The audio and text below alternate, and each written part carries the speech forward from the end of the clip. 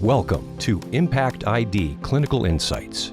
This discussion is about the management of non-infectious comorbidities in HIV-infected patients and is moderated by Dr. Carol Harris. Our panel discussants are Dr. Alexandra Levine, Dr. Priscilla Hsue, and Dr. Glenn Treisman. We're delighted to be here today to discuss with you various aspects of the non-infectious complications of HIV disease. It is an extraordinarily pleasure for me personally to be able to be with this distinguished group of people who are experts in this field. My name is Dr. Carol Harris. I'm a professor of medicine in the Division of Infectious Diseases at the Albert Einstein College of Medicine. It has been an awesome privilege in the span of one career to have been able to follow the evolution of HIV disease from its very, very beginning in 1981. Now, with the miracles of antiretroviral therapy and our growing understanding of the pathophysiology of HIV infection, we are no longer watching our patients die with 3 or 4 or 5 opportunistic infections and HIV-related malignancies. Instead, we're dealing with a chronic disease. Our patients can have a potentially normal lifespan if they're able to take our miraculous antiretroviral therapies. However, we're now dealing with other things. We're dealing with many different comorbidities in our patients. 3 of them particularly involve arteriosclerotic vascular disease and particularly cardiovascular disease, as well as other malignancies, not the ones we immediately early on associated with HIV disease. Additionally, so many of our patients have psychiatric diseases, they have personality disorders, and problems with addiction.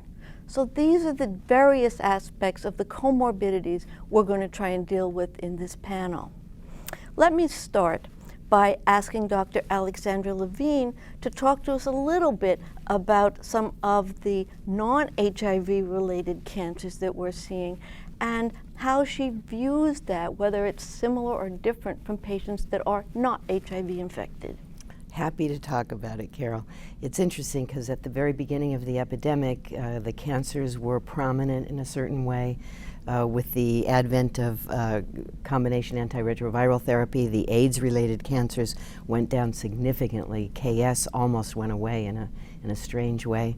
Lymphoma went way down, but not as dramatically as KS or the other cervical cancer, AIDS-defining.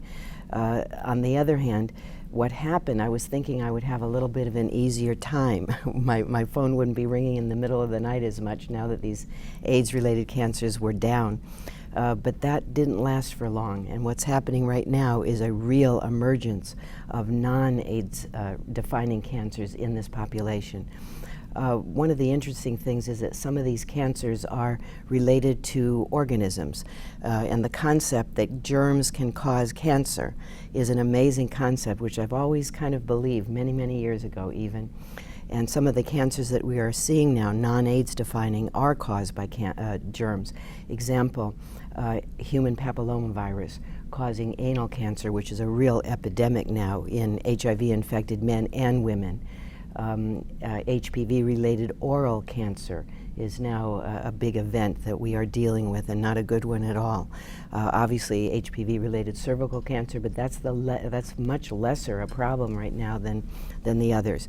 Liver cancer is statistically elevated in HIV-infected patients, and that's also related to an organism, HCV and HBV. There are other cancers that are not related to germs that are increased, and the biggest one that I'd like to talk about is lung cancer, simply because it is preventable in so many people, or at least diagnosable in an early stage that might be curable. And the first concept about lung cancer, or actually before I even say that, the first concept about these non-AIDS defining cancers is that is a tremendous epidemic in toto. So right now about 65% of all cancers in HIV-infected patients are non-AIDS defining cancers. And among those, The HPV-related are most common. The next will be lung cancer. In thinking about lung cancer in the general population, the first thought that comes to me is smoking. And one of the issues in HIV-infected patients is that they are clearly more likely to smoke than HIV-negative individuals. There actually have been some articles recently written about that, proving it. And in a general sense, about 40% of HIV-infected patients are current smokers. About 20% have been smokers in the past. So about 60% of HIV-infected folks, for reasons I don't really know, smoke at one point in their lives or another. And that's completely opposite to non-HIV infected. In those individuals, 60% of people have never smoked. So number one, HIV for some reason is associated with an increased risk of smoking. HIV-infected patients are less likely to be able to quit smoking when compared to HIV-negative. So psychiatrically, you'll tell me what that's all about in a minute, I hope, Glenn.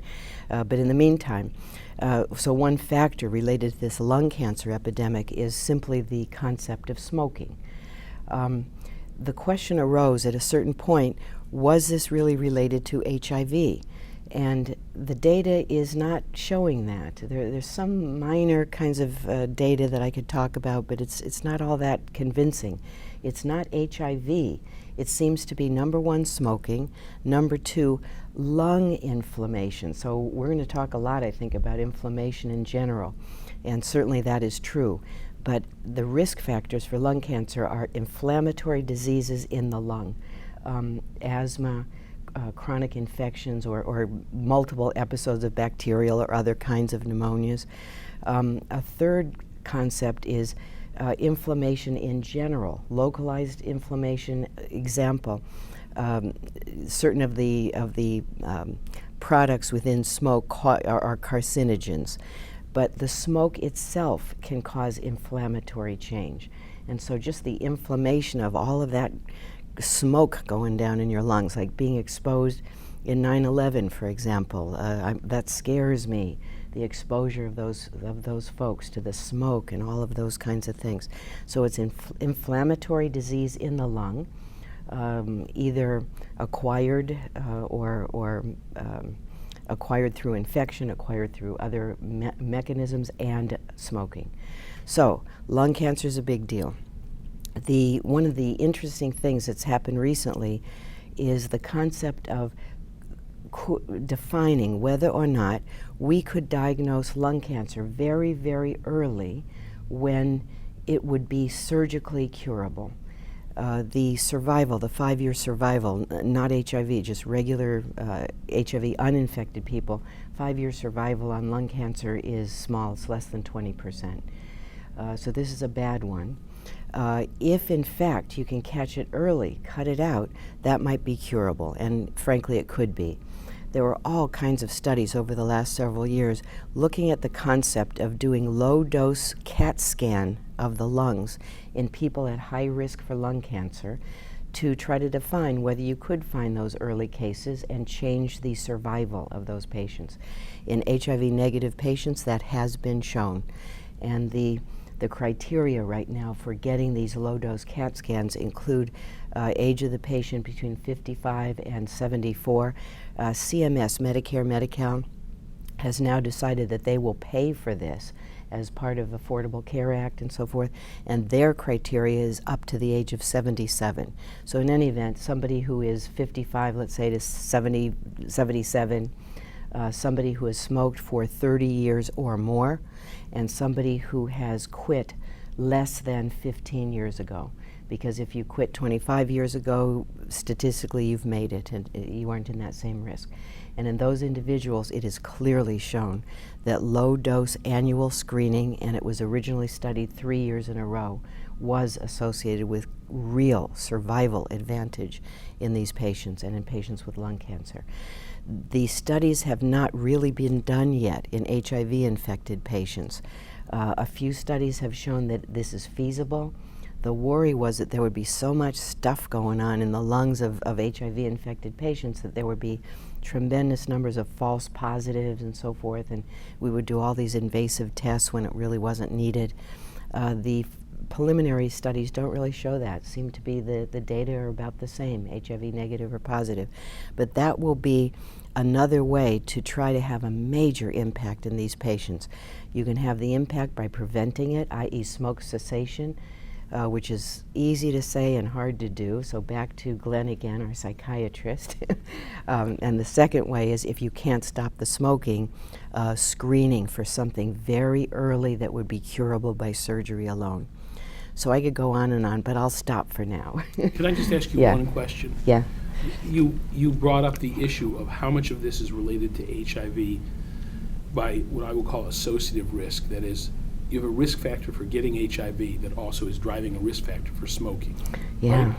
But what about the issue? Do you think that HIV chronic infection itself is provoking some of these cancers? And if you do, what's your mechanistic speculation? I'm just asking for speculation. Okay. That's all you'll get. So the bottom line is, first of all, going back to lung for the moment, there's a large study that we have submitted. It's accepted in a journal but not yet published.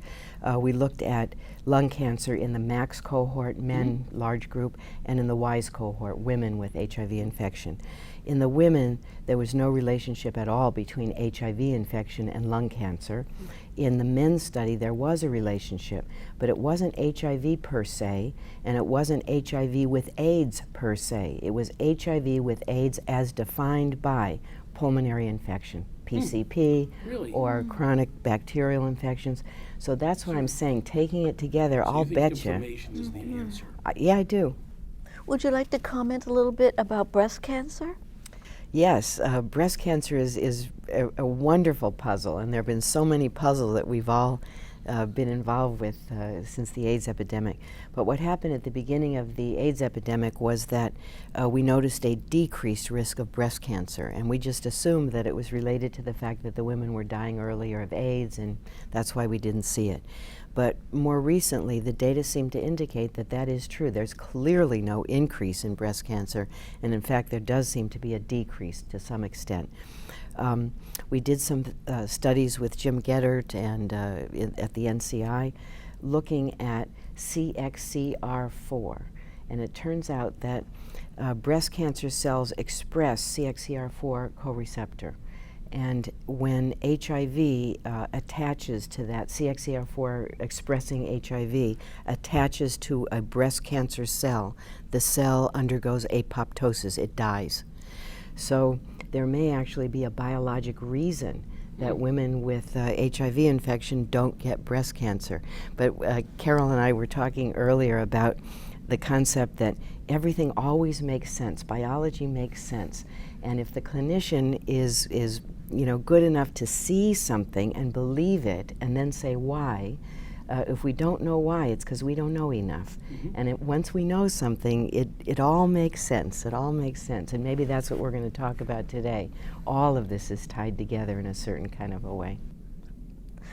Dr. Hsue, so much of what your work has been relating to immune activation, relating it to cardiovascular disease, has come to marked prominence and importance as we're now taking care of our HIV positive patients who are virologically suppressed. Do you want to just comment a little bit on where you think this is going, especially for our primary care HIV doctors who are struggling with all of this and the cardiovascular risk in their patients? Sure. Thanks, Carol, and I'm delighted to be on this panel, so thank you very much. I think as we alluded to, HIV is no longer this acute death sentence, but it's really now something like diabetes, managing a chronic disease complication. And for me as a cardiologist, when a patient with diabetes comes into my clinic, the risk for cardiovascular disease is so high, we treat that patient as if they already have cardiovascular disease. So I think, an issue for the field is, should HIV patients be treated, as a risk equivalent? That is, if they already have underlying cardiovascular disease. And I think the data's not out there yet, but I bring that up just to be provocative. And when I put on my cardiology hat only, it's interesting because a lot of the things like high blood pressure, high cholesterol, those really only constitute a small minority of what we know increases your risk for cardiovascular disease. There's a huge amount of other factors, whether they're genetic or inflammatory, that contribute to increased risk. And this is something that the field is rapidly trying to untangle. And I think another issue is, again, on the other side as a cardiologist, when by the time the patient has already come in with their heart attack, there's nothing that we can do clinically to ever reduce their risk back to before they had their heart attack. And in fact, they will have a 20% risk of dying in the next 5 years. And so when you're a patient with HIV who tend to present younger with their heart attacks, that's a very serious issue. So I would say 2 of the largest trials that are going on now in patients without HIV infection but have cardiovascular disease are targeting inflammation specifically in patients who have known cardiovascular disease and looking at the ability to reduce mortality. And one of these studies is using an agent that's used in rheumatology, so low-dose methotrexate, to impact inflammation only. And the other study is looking at a monoclonal antibody to IL-1 beta, so antibody-mediated approach to reduce inflammation. So I think, as was discussed a lot in the sessions today, those abilities to reduce chronic inflammation can help patients with cardiovascular disease. But in our patients with HIV, they may also impact cure. And so that's why I think this is such an exciting field today. What about aspirin? What about easy all aspirin? Is Yeah. anyone looking at that? I think that's great. I think, compared to all these other things that we talk about doing our patients, aspirin's cheap. It's usually well tolerated. So this is an interesting question. I think in patients who have cardiovascular disease, there's no doubt that aspirin therapy reduces the risk of recurrent events. I think what's been controversial lately is actually the use of aspirin as primary prevention. And there's a differential effect. So I would say in men who have a predicted risk score of about 10, or so intermediate risk in the next 10 years, and if they don't have risk for bleeding, there's probably good evidence that primary prevention, that patient population, is helpful. What's interesting is aspirin in women doesn't prevent MI. It only has a protective effect against stroke. And I would say the studies in HIV have been largely very mixed, and there's ongoing clinical trials in patients with HIV now to see if that might be impactful. Did those HIV studies, small as they were, show any particular toxicity or reason to avoid? If I understand GI, but was there anything else that came out of that in a negative way? I think this is the issue with the studies that were done thus far. They were not in the setting of a clinical trial. They're really just observational. And some of the issues were that I think aspirin is not necessarily prescribed, so a lot of patients buy it over the counter. Right. So my sense of the study so far is, so the one study that was presented probably shows that it was not protective for cardiovascular disease in HIV patients, but for clinicians, I wouldn't run out there and say, don't give HIV patients aspirin. I think the data is very inconclusive. They're putting on my oncology hat. Yes. There are nice data showing that aspirin is protective for colorectal cancer, as an example, and some other cancers. Yes. And aspirin has anti-inflammatory effects, so all of the above. So. Does it prevent depression? Well, we don't know. That's a great question because we've been looking for an anti-inflammatory answer to depression in terms of drugs. So the stress axis and the inflammatory axis are 2 places where psychiatry is trying to go. Depression is a common disease, and we want to prevent it. I haven't started putting my patients on aspirin for depression yet because I don't think there's any meaningful data yet. Right. But I'm I was just optimistic. Teasing. What about statins and depression and inflammation in HIV? Yeah. So if again, there was a study looking at statins that didn't show good benefit, but depression studies are confounded by the fact that we use, when someone has a heart attack pretty much. When someone has cancer pretty much. Depression is a poorly defined entity. There's the disease kind of depression where the circuitry for reward in your brain is turned way down. I call that major depression, but it's a diseased entity. People are normal, bang, they're not getting any from anything, and then 3 months later, it comes back on. And that condition is increased in inflammatory conditions. So it doesn't matter whether you're looking at something like MS or transverse myelitis, or you're looking at chronic rheumatological conditions, or you're looking at a variety of other things, you see the increased risk for that. And with the chronic infections, Hep C, HIV, you see clear increases statistically in that kind of depression. However, when you're going to go do a trial, instead of expert clinical evaluation, try to distinguish between that kind of depression and the kind of depression you have when your mother's sick, we use scales. So we say on a rating scale of 1 to 10, how depressed are you today? And those scales don't discriminate between that disease state and the normal variation in mood that every person has. And so those trials are much harder to interpret. And unfortunately, we don't have a blood test or a imaging study where we can say that person has the condition. And until we have that, these studies are going to be kind of equivocal. But I can tell you that a lot of us, if we see a patient who comes in, one of the problems with psychiatrically ill patients is they don't get much care. They don't get medical care. Medical doctors in general practice are not as happy to see a schizophrenic patient come into their office because they take a lot of time. Depressed patients take up a lot of time. So they tend to be disenfranchised a little bit from care, and they tend to see psychiatrists regularly. So some of us believe that we should do a certain amount of primary care with our patients. So if I see someone with metabolic syndrome and depression, I treat them. You know, I just say, no, we're going to go for it. We're going to give you metformin. We're going to look at your hemoglobin A1C and monitor it. We're going to put you on a statin if your lipids are high. I just do it because it seems to me that the data supports that that's better than not doing it. But good data is not there yet. I mean, I think this is going to be an issue for a lot of the HIV clinicians. They're going to have to manage not only the HIV disease, but they're managing kind of evaluation of cardiovascular disease, consideration of screening and workup for malignancies, and the neurologic conditions. You can think about, for an HIV clinician, it's a great opportunity because they're seeing the patient most frequently, but it's a lot of things to have to co-manage. And I think one of the things for the field in the future is going to be hopefully a lot of multidisciplinary care, just managing things together with, you know, the HIV clinician and with the patient. Integrated expertise in the Absolutely clinic. true. We're doing that more and more in cancer. So if somebody has breast cancer and they're coming into our clinic, as an example, sitting together every day of the week will be breast oncology, breast surgery, plastic surgery, genetics, GYN surge, GYN onc, and supportive care, meaning psychiatry, psychology, clergy, social workers. And you want that. You want that because, you know, you right there with you in the clinic. You can just knock on the door next door. Let's come look at this for a minute. Help me with this.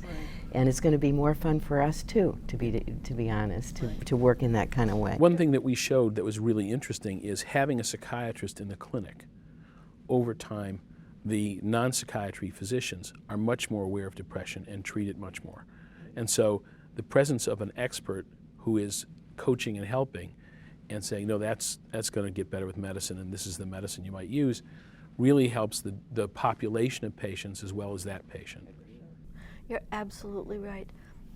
All of you, being a primary care HIV physician has become much, much more complicated in the last decade. Oh, yeah. So that we do need all these other inputs if we're going to try to manage the polypharmacy that we need to get right for each one of these patients. There's two issues. First of all, we do need the kind of subspecialty support that we're talking about. And to Glenn, one of our biggest problems is that so many of our patients have major underlying psychiatric disease, personality disorders, or addictions. We're also finding that we have less and less support for psychiatry, let alone getting support from some of the other disciplines. How can we possibly, as primary care HIV physicians, deal with that? Yeah, well, it's a great question because in the context of people having more and more insurance and Ryan White decreasing, actually psychiatric care is harder to provide because the reimbursement for psychiatry is incredibly poor. And you know, my department said, well, you know, if you can't get Ryan White funds, you can't go there because of the financial issues. And right now they've worked with me, and so we're still there, but it's very tough. So actually, you're right. The psychiatric services are harder and harder to provide. I think that medical services have to start thinking about patient care as an integrated problem. That is, if you want better outcomes, you have to have a team of people taking care of patients. Just like you can't have, if you need heat and you need electricity, you need psychiatry and you need substance abuse treatment in clinics that take care of patients at high risk. And that has to be part of where the money goes. How you decide how you're going to do that, institution dependent, state dependent, system dependent, but we have to start doing it. Now we can show improved outcomes. We can show, for instance, that people who see me have lower mortality than people who don't see psychiatry in our clinic. Seeing psychiatry improves your outcome. There's been studies that have shown that psychiatric intervention decreases costs, improves outcome, improves mortality, improves, you name it, it's been shown. And you'd think that in the context of having shown all that, people would be saying, oh yeah, we got to fund psychiatry because it clearly improves outcomes. But it hasn't been funded very well, and it is an ignored problem for a lot of people. Having said that, a lot of psychiatry is fairly easy. Even psychiatrists can do it. And I think that treating the kind of basics, major depression, setting limits and helping people and coach people with personality vulnerabilities and getting people into substance abuse care, a lot of that can be done by any good clinician if you learn how to do it. And it is an acquired skill, but it is a skill that you can acquire fairly easily.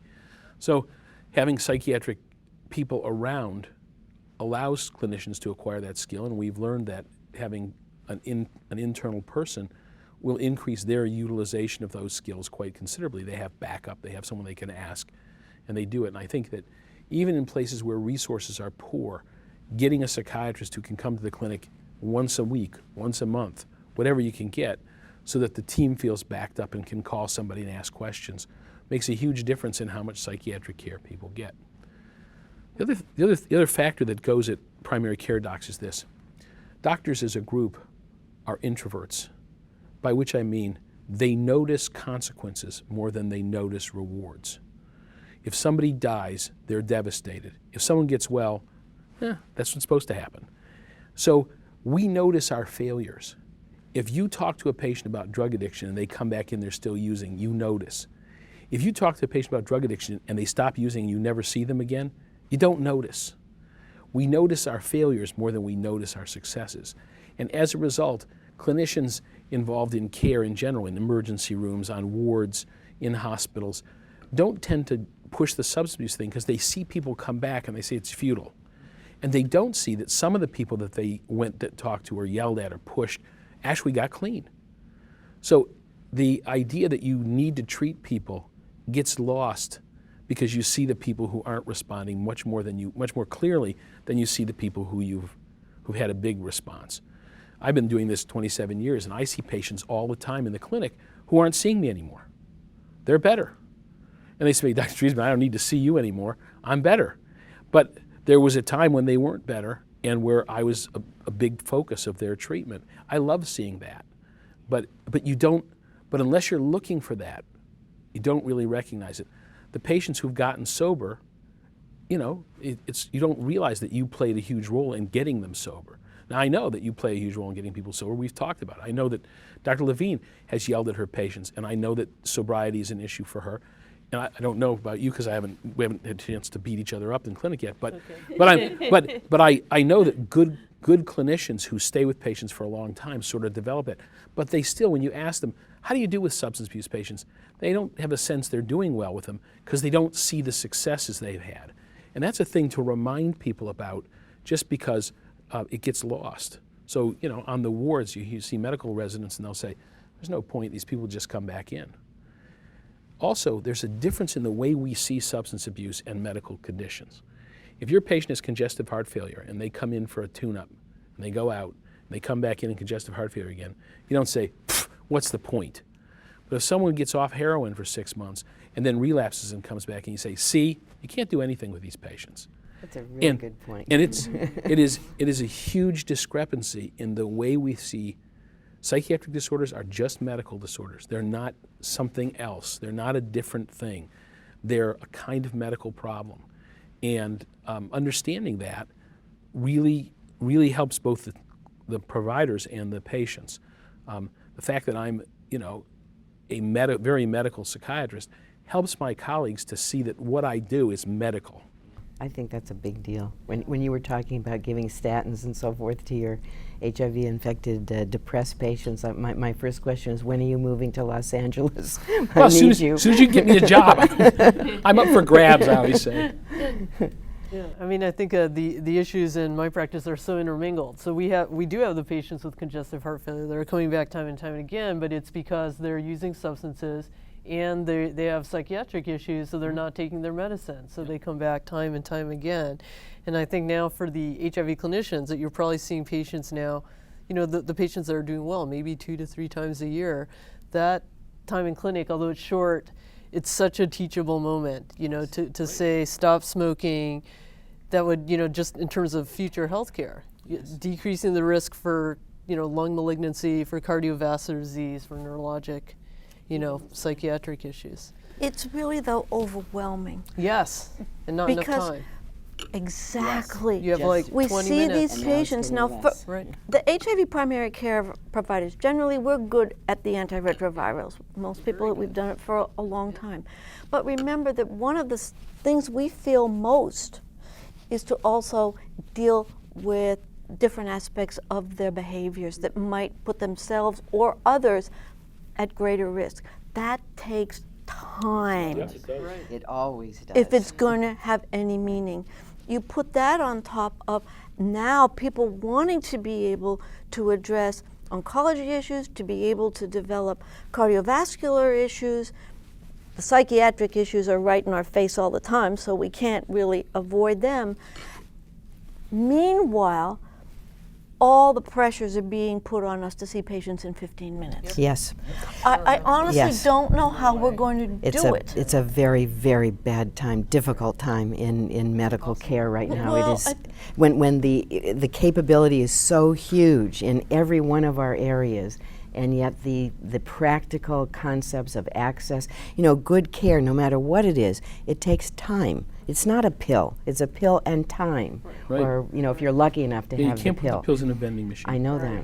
So, Oh boy. One of the things that's being discussed is this medical home model, and the concept that you don't just see the patient in the in your office or in the hospital, but there is a link to the medical system, or however you want to say that.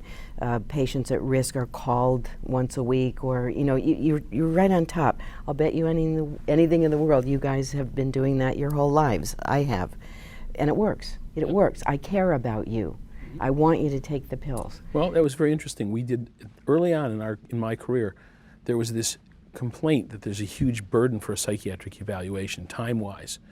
And we looked at patients who had a psychiatric evaluation versus those that didn't. And their next visit show rate went way up. And they said, yeah, people take a lot of time with you in this clinic, they must care about you.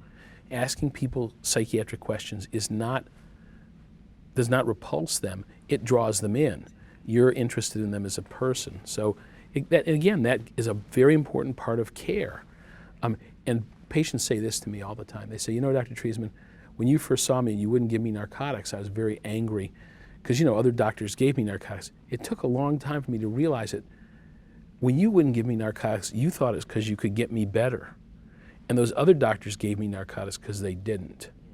And patients get that after a while. But at first, you have to spend all this time, an hour, arguing, no, narcotics are bad for you. They're not going to help you. But one of the things I was hearing something beyond what you said, the concept that I've always believed, I can't prove it, but if you spend that time up front, in the last analysis you save time. Yeah. Either you deal with the issues carefully and take the time that's needed, or you work up headaches, backaches, on and on and on, never ends. Right. But in the last analysis, you either put the time in and effectively care for that patient, or you're going to put the same time in more and not be effective in what you're doing. Absolutely. It's this penny-wise, pound-foolish thing.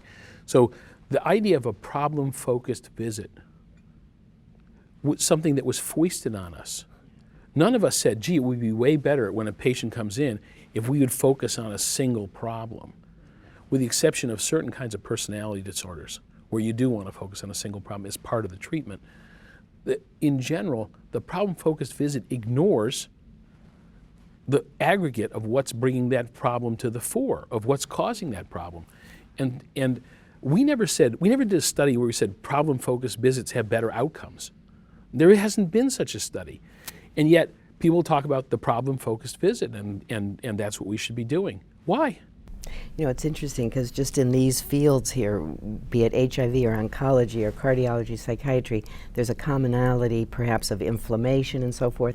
But if you look only at cardiology and don't think of the big picture, or with each in our fields, you can't solve it, because it's not one problem and it's not one event. It's all interrelated. I think that's a problem for the HIV clinician. It's just that it is not Yes. just a one-problem thing. Patients have tons of issues, and they may have an acute issue that's going to override all of this. And I just see in a lot of there's just not enough time to address all these things. So I think a revision in the way we kind of help treat patients, and maybe it's a multidisciplinary thing, as I mentioned earlier, that they come to the clinic, they get seen by you for 20 minutes, and then there's a quick oncology, eval, a quick cardiovascular, a quick, psychiatric eval to address all these things. Because I agree, I don't think there's enough time.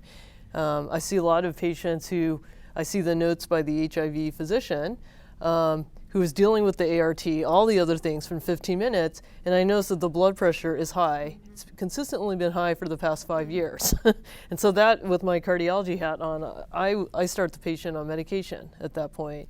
And I can understand that, it's not that they weren't focusing on it, but there was a lot of other things. That's too much. Yeah. One way you might be able to deal with it, we've started these huddles, we're calling them. But if you don't have time to if you can't send the patient from one to the other of us, sitting down at the end of the clinic with the doctors, with the multidisciplinary group, just quickly going over that one, and that it allows everyone to say, oh my gosh, did you notice the blood pressure? Send him to me next time, please. Right, and I can deal with that. It might be a more efficient way, but we've got to figure out efficient ways of allowing this multidisciplinary thing. Yes, the other thing is you have to realize you're dealing with a selected population of patients. You mentioned this, and you mentioned it. And our patients were non-compliant before we saw them. They were non-compliant with condoms, and they were non-compliant with clean needles. They were non-compliant with preventative measures. As a result, they're selected already for being somewhat different than the population of patients at background. And then they come to you and you want them to take 90% of your medicines just right. And you might get there, and we are getting there with a huge number of patients. We're doing really well with HIV. But then you say, now we have to add in getting you off narcotics and benzodiazepines and into substance use treatment and stable. We have to treat your personality disorder, we have to treat your depression, and we have to get you to quit smoking. And patients say, smoking's all I have left, Right. But you do see that if the relationship is a long-lasting one, you do get to smoking. But if it's what you said, if you see the patient as a whole person with a series of problems to be solved and a strategic approach to gradually improving that person's life, that's very different than cross-sectionally putting out a fire each time they come and having no strategy, and then you never get to smoking. And smoking is to lung cancer, and lung cancer is bad and expensive.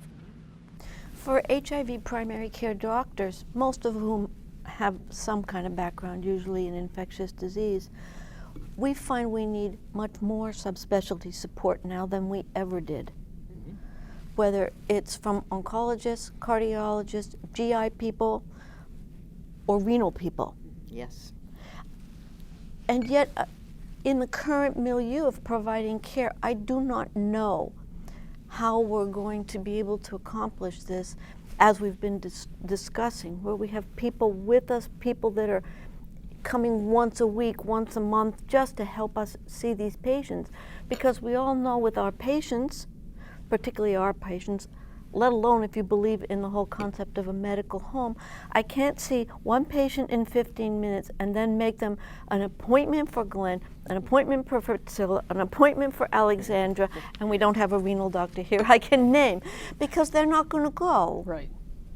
Well, maybe that idea, maybe it's not the patient, spending all the time. Maybe it's the doctors once a week. How do we do that? should come. How Sitting do we around, begin to ever Just like in accomplish oncology. that? But Just- Yep. yeah. I do think, though, that you need the doctors to come to the clinic. Right, I agree. So the renal guy has to come one-stop shop. once a month, Right. once every 2 months, whatever you can generate, but you need him to come to the clinic and see the patients.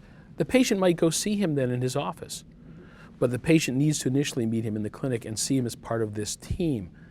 You know, patients, my notes are in the chart. You can read them. Your notes are in the chart. I can read them. If you have someone sees a psychiatrist, you'll never see their notes. Right. And they'll never see your notes. And they don't know that you're giving the person benzos because they don't tell them because they want benzos from them.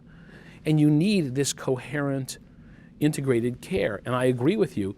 If you want to fund medical care to be effective, the way you make it effective is by saying, we're going to fund this group to provide this care, not this service from this pot and that service from that pot. Because if you do it that way, there's always tension about the money and who's going to get what money. If you say, look, we want you to provide care, here's the aggregate money, and here's how we see it being distributed, then you do a very different thing. And in this era of outcomes-directed and capitated medicine, integrated care is going to be the way to make it go. So I think I'll still have a job next year because of that, actually. I think you will. But you know, they have these groups where a primary care physician, I've not seen this in HIV yet, but sees 5 patients at one time, and they all have hypertension or whatever it is. And a good deal of what you do, all of us, is educate in our 10 minutes, 15 minutes, or whatever time we have. And if you can do that education at one time to 5 patients or 10, it apparently is quite effective. Mm-hmm.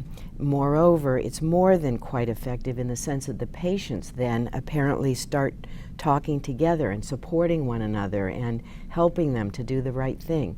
And so maybe that's another way.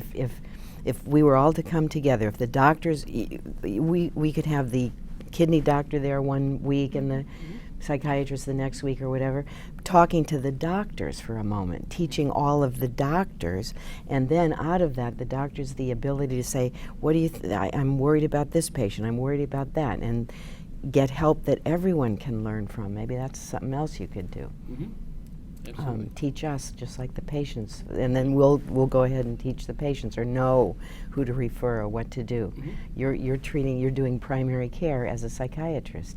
Well, and that's really absolutely. Impressive. You have to. But the HIV doctors are doing every single There's all subspecialty care, absolutely. Oh my God. Right. So well, the other thing is, though, you do have to see this about it.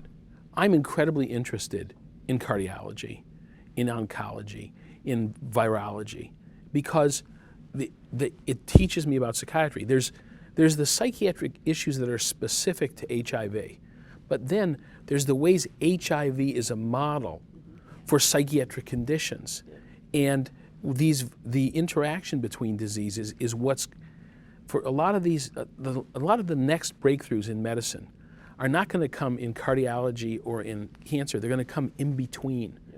They're going to become in that zone between inflammatory disease and heart disease and cancer, right?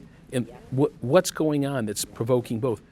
And so I'm very interested right now in the microbiome and the way it controls behavior, because there's clear evidence that the bugs in your gut have effects on behavior. And it's very interesting.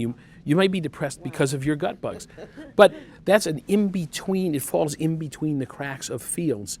But in a place like the HIV clinic, you do get these multidisciplinary groups together and generate really interesting ideas. And so I find it very exciting, and I think that the primary caregivers keep energized in part because they're constantly learning about, these medical issues that kind of cross over.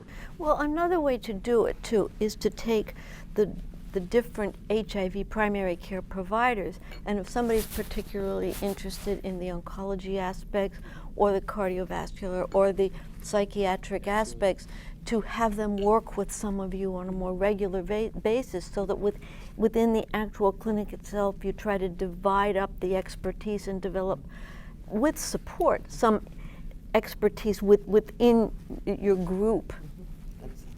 Yeah, subspecialty expertise is it.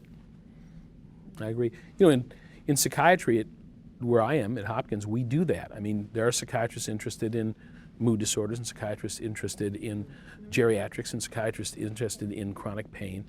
And then there are also psychiatrists interested in particular medical conditions and the zone of cancer and HIV and GI disorders, and so that really does allow someone to become expert in two areas and see the interaction in a way that they wouldn't if they were just doing general psychiatry with everybody. And then as the clinic doctors review their patients, we find out we didn't miss that blood pressure that was missed before.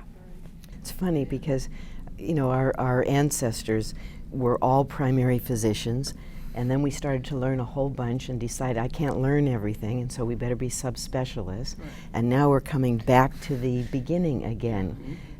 In one sense or another, we're going to have to be generalists or develop a certain way that we can use the expertise coming in every single direction. And I think we also, being that our resources are constantly cut, have to bring in our other professionals, our nurses, our PAs. Oh, How yes. great to have Oh, one yes. nurse in the Oh, clinic yes. cross-checking all You the got blood it. Or pressures. You got it. smoking cessation. Absolutely. They All the have way. the time All and the the way. more resources. All the way. So, right, yeah. Another topic just to touch on for a second that cuts across everything, adherence, compliance. And Glenn mentioned it, but we all have issues with that. And a long time ago, I did a study of oral chemotherapy. Do patients with potentially curable hematologic malignancy actually take the pills that we prescribe? And we did it by blood levels. I had blood levels over 24 hours, so I could see the patient's profile of the drug and the metabolite. We did it very well. And then it was funded, and so we had nurses to go out to the home and take blood tests at home, and we compared it with the patient's own profile. And it turned out in 105 patients, the level of full compliance across 6 months was about 14%. And I started thinking about what could you do? What can you do? And there are all kinds of fancy, MEMS caps and all of that. But my own view is the following. What that taught me was two things. Number one, especially in HIV with so many meds, and even if the heart meds are coming down to 1, every other medicine is going up by 20, But in any event, so the first was queuing it. I used to say take 1 pill 3 times a day. That's meaningless. And I don't do that anymore. Breakfast, lunch, dinner, what do you do no matter what? So what do you do if it's 1 a day? What do you do every morning when you wake up? I go to the coffee pot. Okay, fine, the pill box goes right at the coffee pot. You queue it. Right. And then the second thing that I had not done before, which I started doing, is I call it blessing the prescription.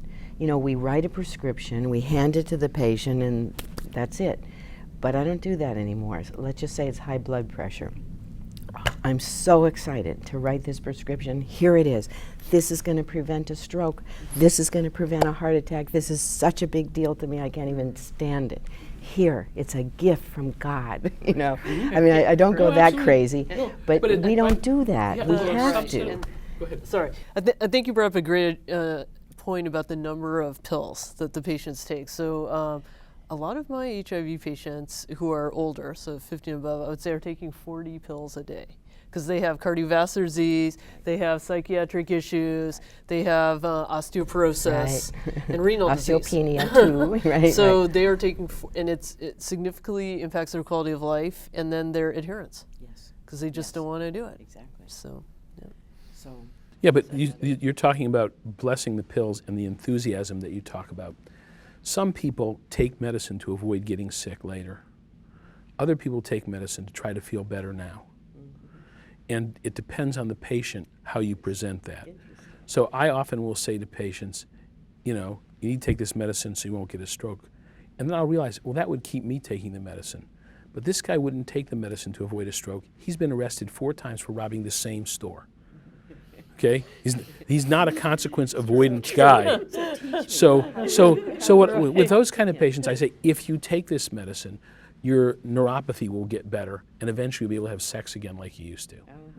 Right? If you take this medicine, that skin problem that you're having is probably going to clear up. If you take this medicine, you'll feel better in these ways over time. If you take this medicine, you're less likely to get these things that will hurt. And you're working towards using a carrot rather than a stick. And some people are carrot people. Most doctors actually are stick people. We avoid the stick. We do our charts so we won't get yelled at. We do what we're supposed to do because we won't get yelled at. But many of our patients are doing it to get something. Half the world works on commission. And you have to think about what, if you're going to get someone to take 40 pills a day, why are they going to take those 40 pills a day? If it's to please you, it's fine with me. But it won't always work. Sometimes patients will not take those pills to get your attention. I have one patient who I am convinced smokes 2 to 3 cigarettes a day just to keep me angry at her so that she knows I care. And I have not figured out a strategy to get those last 3 cigarettes to go away. But she has advanced COPD, horrible risk. I want her to stop smoking. She gets down to 2 or 3 cigarettes a day. I've done nicotine levels. I mean, I know that she's hardly smoking, but whenever she comes in, she reeks of smoke because she has one right before she comes in. So I'll yell at her. And I know that's what it is, but I have not been able to get rid of it. That's a great point. I think for our patients and the medicine, one size doesn't fit all. Yeah. And I think what I've seen in my clinic is a 20-year-old patient with HIV newly infected, they don't care about their risk of stroke. I mean, they don't care about MIs. But then my 65-year-old patient who's coming in, who has hyperlipidemia, is very concerned about heart attack, cancer. So I think I think tailoring that therapy and how you describe the medication, right, to the patient is really where it hits home. Makes a big difference. And, compliance is a huge issue for us cross-sectionally. If you can say to the patient, remember when you took the antidepressants, how much better you felt? You see how much better you feel now? The rest of these medicines work that way. You take them now, you feel better later. So weirdly enough, I think that often you can get compliance with more things if you can show the patient they benefited with compliance with one thing. So I'll have patients, I can never get them to take their antidepressants. I get them on antivirals. They get an undetectable viral load. I make a big fuss over it. I say, you're undetectable. It is a miracle. It's a magic.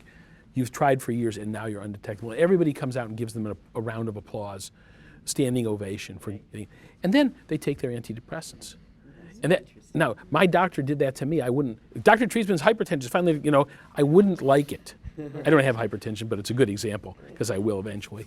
And, but I want my doctor to say, yeah, your blood pressure is good and get out of there. Other people, if they accomplish something, they want recognition, and giving them the recognition is a pro-compliance tool. So, again, you have to see each patient as an individual puzzle as well as the breast cancer thing as a puzzle. But what do you think constitutes recognition? Different people. I think it's very different for different people. For different people. Yep. Some of my patients, they want attention and are willing to do bad things to get it. And so I see patients who get off drugs, they're doing great, and we see them for 2 seconds and say they're doing great, and they relapse to drugs, and everybody runs around like a chicken with their head cut off and makes a big fuss over them. And I catch us reinforcing drug-using behavior, right? So what I do with those patients is I do an experiment. I say, I know you relapsed, you have to wait till the end of clinic. I'm seeing the people who are doing what I want first, and then I'll see the people who are not doing what we want at the end. And then I might just go home, okay. And they wait, and then when they get sober, I start talking to them about what's going on in their life, and how does it feel to be sober, and what are their dreams and aspirations now that they're not a drug addict. And there's a subgroup of patients who need that. Another group of patients say, I'm sober, leave me alone. And you have to, again, this is an issue of, knowing your whole case and not just knowing your tumor or not just knowing your mood disorder. I would have answered that question by saying maybe the answer is by caring, if they know you care about them. And that's a pretty big word or whatever, but you care about them. Yes. If you are caring enough to, I'm not kicking you out of to fight for you, to fight against you, to engage, to hug you, to I'm here for you, I'm here for you. And some people, unless you yell at them, they don't think you really care about them. That's for them. They're programmed that yelling at means caring, and so with those people, you have to a little bit, and a little bit of that can be incredibly helpful for the right patient. But there's no right style for every patient because they came from a different background than you. And you know, I mean, this is part of working in the AIDS clinic. So wonderful. You know, you realize what you're doing is ineffective for your patients, and what you're doing would be effective for you. And that, you know, that that would correct my behavior, but it won't correct this guy's behavior or this woman's behavior. She needs some different thing. What a wonderful way to close. We've tried to review some of the issues that are confronting all of us now, that we're dealing with people HIV positive who now have a chronic disease. Some of the oncology issues, the cardiovascular issues, and the psychiatric issues. We hope everybody has enjoyed it as much as we have. And again, we come back, as always, to our final comment, which is spending time, personalized time with our patients, and genuinely caring about them. Because that doesn't matter wherever a human being is in the world, they instinctively know when somebody cares about them. I think that's true.